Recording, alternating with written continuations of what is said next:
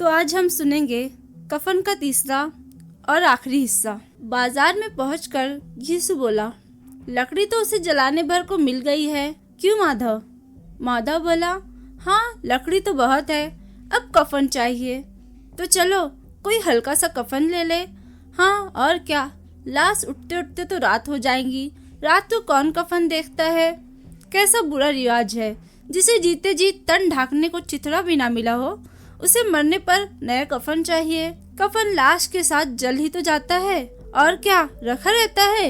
यही 5 रुपए पहले मिलते तो कुछ दवा दारू कर लेते। दोनों एक दूसरे के मन की बात टाल रहे थे।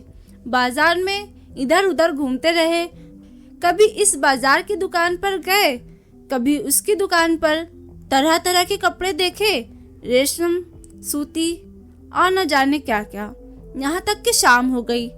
तब दोनों न जाने किस दैवी प्रेरणा से एक मधुशाला शराब खाने के सामने जा पहुंचे, और जैसे कोई उन्हें बुला रहा हो उस तरह वो अंदर खींचे चले गए। वहाँ जरा देर तक दोनों असमंजस में खड़े रहे।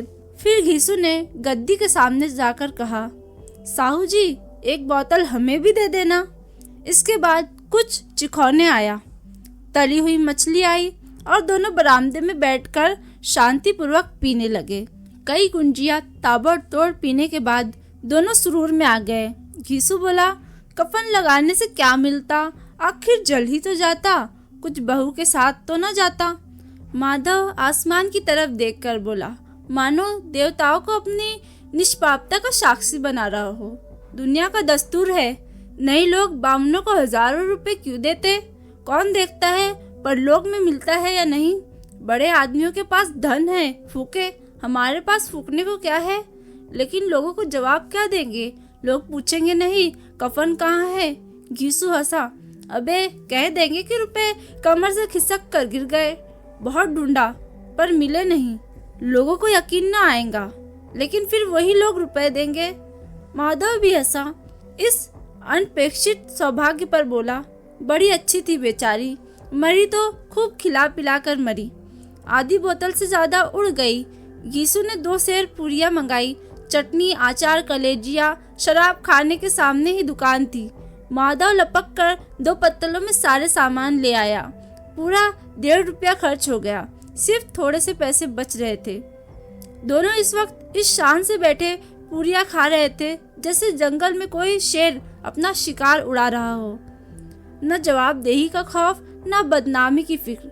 इन भावनाओं को तो उन्होंने बहुत पहले ही जीत लिया था। घीसू दार्शनिक भाव से बोला, हमारी आत्मा प्रसन्न हो रही है तो क्या उसे पुण्य न होगा? माधव ने श्रद्धा से सिर झुकाकर तस्दीक की, जरूर से जरूर होगा।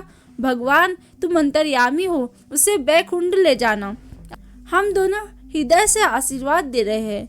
आज जो भोजन मिला वो कभी उम्र भर न खाया था। एक क्षण के बाद माधव के मन में एक शंका जागी। बोला, क्यों दादा, हम लोग भी तो एक ना एक दिन वहाँ जाएंगे ही। घीसू ने इस भोले भाले सवाल पर कुछ उत्तर न दिया।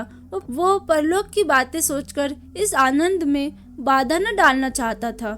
जो वहाँ वो हम लोगों से पूछे कि तुमने हमें कफन क्यों नहीं दिया तो क्या कहोगे? कहेंगे तुम्हारा सर।